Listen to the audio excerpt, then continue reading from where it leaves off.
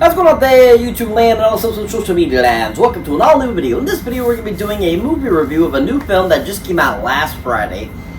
And is a movie that has had a considerable amount of buzz since it was first talked about over a year and a half ago. So we're going to get right into that. Before we do that, make sure you hit that subscribe button so you don't miss this video or any other videos I put up.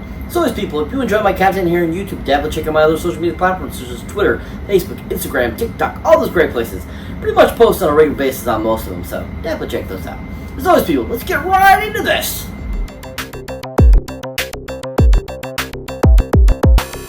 So welcome everyone to an all-new video. So like I was saying before, we're going to be doing a movie review of a new film that just came out last Friday. And is a movie that has gotten considerable buzz from a very prominent director, has a great cast of known actors, Oscar winners, and is also based on a true story, which happens to be the film called Killers of the Flower Moon. Yeah, Killers of the Flower Moon. Yeah. So this is based on the book of the same name, which is based on the true story. Back in the 1920s, there was a whole bunch of Native Americans killed to gain their rights to the oil reserves they had in their land in Oklahoma, basically. So basically that's kind of what the whole concept of this film was about. And I tell you what, I was really, interested in this film when I saw the trailers when they first started coming out, reading all the buzz about it and stuff like that. And at the same time, it's like, there's always some films that have a lot of hype and then they could be really, crappy and not as good as people are saying it is. And thankfully, this film did not do that. Now, this film happens to be directed none other by a gentleman that goes by the name of Martin Scorsese. Oh yeah, Martin Scorsese, woo, Martin Scorsese, yeah! So Martin Scorsese, who is known for directing a slew of films over the years, is just an amazing director. He's so awesome, makes so many great films, is always a joy to watch, and always does a really fantastic job with his films. And I think this film is no exception to that, and I think that he did a really great job with this film. I love the pacing, I love the whole concept of the film, and I just loved what he did with it and how he really got great performances out of all the actors and actresses that were in the film, and really gave you a good sense of what this story was about. And if you think about the actual story, it was a really screwed up story, and horrible that these people decided, oh, we're just going to start killing off these people to get their money and their oil and stuff like that. It's just like, wow, I thought Scorsese did a great job of bringing that to life and making us feel that way, like, holy crap, this was really tragic, this was really horrible. And I thought Scorsese did a really great job of not only with the directing of the film, but the writing too, because he was a co-writer on the film as well. And I really enjoyed just everything he brought to it. I mean, the cinematography was amazing, all the locations and angles he chose, basically the presence of any of the scenes that he brought to life were really well done and constructed, and I just think he did overall a really great job. Now, if you're a fan of Martin Scorsese or haven't seen anything else of Martin Scorsese recently, or haven't seen maybe some of his filmography, definitely check out the great film that came out in 2006, called The Departed. Yeah, The Departed. Yeah, absolutely love Departed. This movie is so freaking amazing. Deserved every single Academy Award it won, from director to actors. Everything about this film was on point perfection, and definitely the culmination of Scorsese's whole filmography. This is to date his best film ever, and one of my all-time favorite Martin Scorsese directed films. And he just did such an amazing job with the film, giving us everything from drama, action, a little comedy, really great writing, great cinematography, great story. Everything about that film was so well constructed, and he totally deserved every ounce of that Academy Award he won for Best Director for that film. And it was one of those films that just, you felt it, you loved it, you hated things that happened in it. And the pacing, everything about the film was so well constructed, and one of his best. If you haven't seen something else that Scorsese done, or you haven't seen it in a while, definitely check out The Departed. He was amazing with directing that film. But like I said, with Killers of the Flower Moon, there was definitely things I feel he could have edited better. He could have had shorter for the films. I feel it would have made the film, flow a little better. But definitely from what he said in interviews with the whole concept of wanting to kind of imitate Ari Aster's films that he's done recently, he took that really kind of long route at 3.5 hours. I definitely feel that, even though it was that long of a film, it didn't feel that long. But at the same time, like I said, I still feel there's definitely things he could have cut down a little bit to make the story either go faster, or also just to kind of like, you didn't need that necessary extraness to make yourself have that really long film. And I just think that was the only thing I had criticism for his directing, was just kind of the length of the film in itself, because there's definitely moments that were like, yes, that's interesting, fortunately that happened, but at the same time, it could have been edited down to be more precise and more faster for the story to get along. Other than that, really well directed. If you haven't seen anything Martin Scorsese has directed lately, definitely go check out Killers of the Flower Moon in theaters. He did a fantastic job. So this movie has a really great cast. We have a lot of amazing actors and actresses that were involved in this film, and all of them did an amazing job bringing this film to life, and they all were just so great in each of their parts, no matter how big or small they were.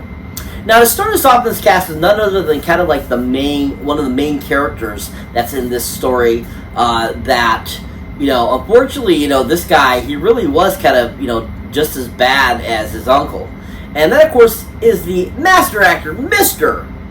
Leonardo DiCaprio. Oh, yeah! Leonardo DiCaprio, woo! Leonardo DiCaprio, yeah! Woo! So, Leonardo DiCaprio plays Ernest in this film, who is the husband of one of the Native American characters that is a part of the whole scheme to take out all their family members to, inherit their oil.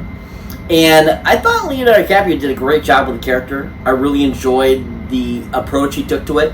I thought it definitely was interesting to see kind of like him making the character a little dim-witted, like he seemed like naive at points. And I don't know how accurate that is to the real Ernest, but if you're kind of, there are incidents where there are people that's generally the person, that's kind of what happens to them. There are naive people out there that do stupid stuff that, that happens to, but I'm not sure of exactly if it was that, like, kind of dim-witted as how Leonardo DiCaprio made him. He definitely took an approach to the character I felt that was very similar to his Gilbert Grape character, and I definitely appreciated, though, that he did such a great job. He was there, he brought it to life, and I just appreciated just all the nuances that he brought to the character and given us kind of an interpretation of who Ernest was. And I just thought Leonardo did a great job and really led the film very well. Now, if you haven't seen something else that Leonardo DiCaprio has been in, or looking for something maybe that you haven't seen in a long time, you forgot about it, a great movie that came out in the late 90s, in 98 I believe it was, of a film that I feel he doesn't get enough recognition for how good he was in. And of course, that is the film called The Man and the Iron Mask. Yeah! The Man and the Iron Mask. Yeah! Absolutely love this film. I think it's a fantastic film. I don't think Leonardo gets enough credit for how good this film was. He was so great as the two different twin characters in the film, playing Louis. And I just think he played the character amazingly and worked so well with all the different actors that were involved with the film, from Gerard Depardieu to Jeremy Irons. I mean, so many great actors were in this film, and he really, I felt, kept his own in the film. He went against such great powerhouses like Jeremy Irons, and he stood his toll, and I loved it, and I thought he did such a great job. And I very rarely hear people, when they talk about Leonardo DiCaprio, they talk about either The Revenant, talk about Titanic, Basketball Diaries sometimes, but they never really talk about his performance in Man in the Iron Mask, and I think it's really sad because I think it's one of his best to date. I think that his Man in the Iron Mask character is so by far way better than Jack was in Titanic, was in Basketball Diaries. I mean, I think it's up there with his Redneck performance, his Departed performance, Once Upon a Time in Hollywood performance. That's how good he was in this film, and I absolutely loved him in it. And I think it's a great film that if you haven't seen it, definitely check out. If you haven't seen The Man in the Iron Mask, definitely check it out for Leonardo's performance. He was superb in it. And like I said, overall, I really enjoyed the film. I thought he was really fantastic, really enjoyable, and just overall a really fantastic performance. And he played so well off of everyone in the film. If you haven't seen Leonardo in anything recently, go check him out in Killers of the Flower Moon. Worth the watch. Really fantastic performance. So that brings me to the next person I like to talk about that was in this film. And that is none other than the main actress herself that plays Ernest's wife in the film, known as Lily Gladstone! Woo! Lily Gladstone! Woo! Lily Gladstone! Yeah! So Lily Gladstone was the breakout performance in this film. She literally blew me away with how good she was in this film. I literally had no idea who this girl was. I knew a little bit about her because she was in a certain show that is on FX, and I hadn't seen her in anything else really, and I wasn't too sure how she was going to do in this film. And going in, I was like, oh, I hope she's good. I hope she works well with the others, and I hope she brings a great performance. And like I said, she blew me out of the water. She was absolutely fantastic. She is the amazing knockout of this film. Just like we say on the MCU's Bleeding Edge, the Monica Rambeau Award goes to her in this film. She was absolutely freaking amazing. Basically, how she brought the character to life. You fell in love with her. You felt bad for her. You really felt like that was her really portraying, like being this person and dealing with this situation, and she was so utterly fantastic. I was so blown away by her. She was so good. Definitely, this movie alone, just to see her performance, is worth the watch.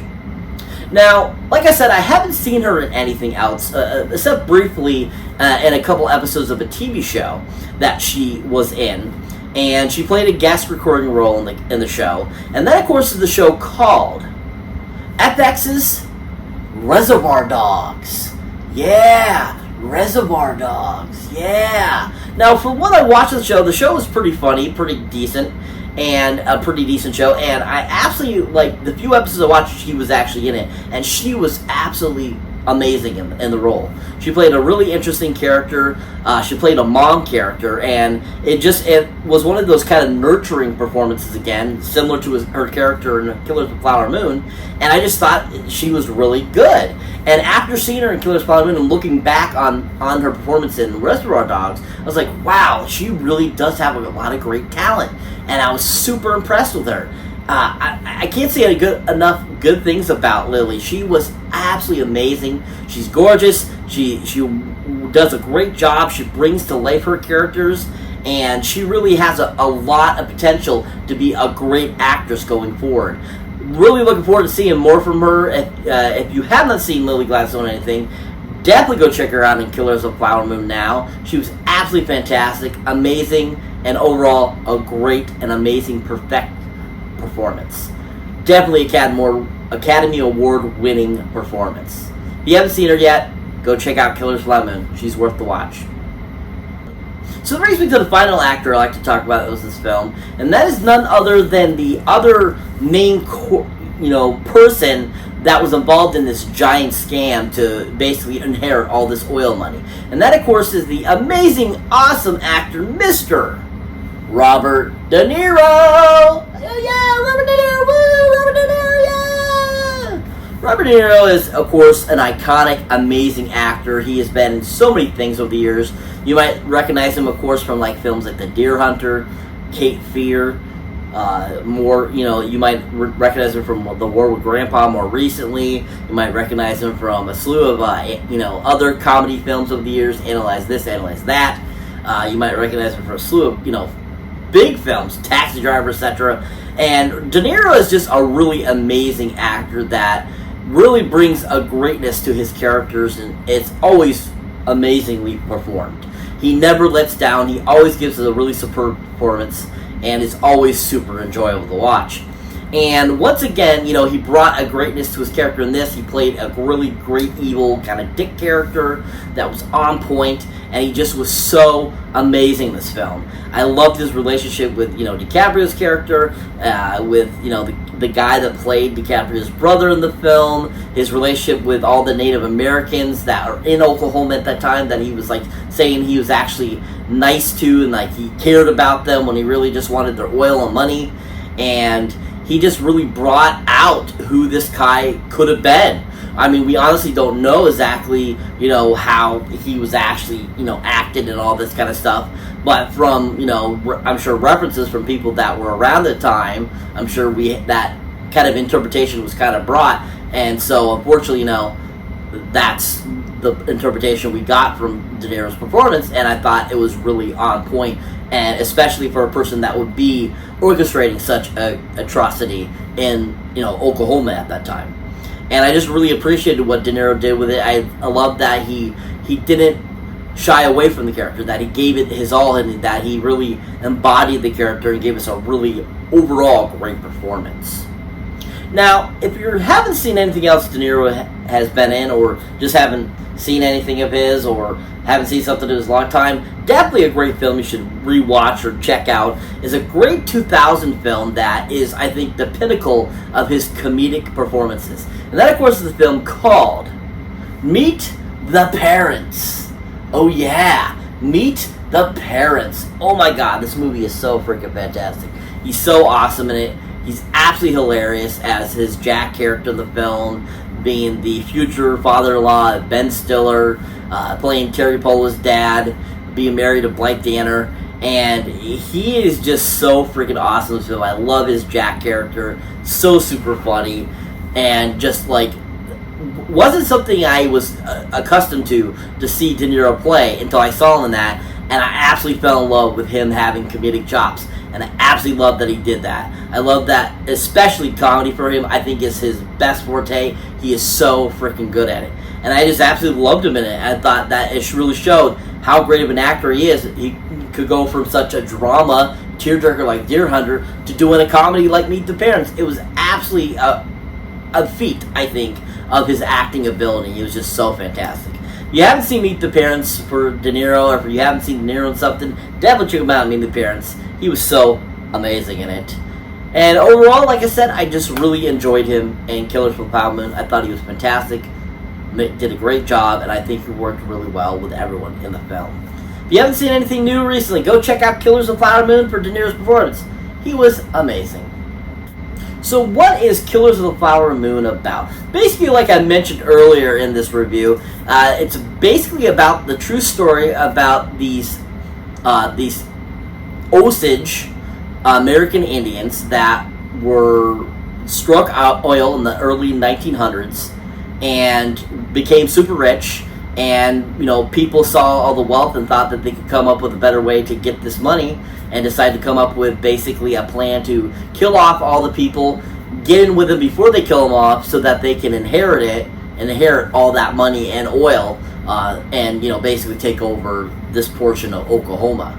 And it just was an amazing film. I was blown away by it. I thought it was fantastic, well done in every aspect. The beautiful music in this film was so on point. Unfortunately, the guy that provided the music for this film actually died 2 months before this film came out. So, a shout out to Robbie. He was an amazing music director, music maker. He did a great music for this film. He was so awesome.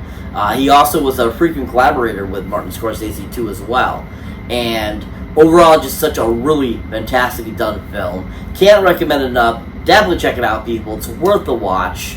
Absolutely amazing scenes throughout this film that you got to check out. So many great scenes that you can see that were just so well constructed, so well done, and great performances by everyone involved. If you haven't seen Killers of the Flower Moon yet, definitely go check it out in theaters now, people. Worth the watch. Really amazing film. So that's it for this movie review, guys. As always, thank you for watching, thank you for liking, also thank you for subscribing. And if this is your first time here, or you have been before, don't forget to check out the older new movies you might not have seen yet. As always, people, thank you for coming to the channel and checking out my videos. You guys are rocking it. Thank you to all the new subscribers.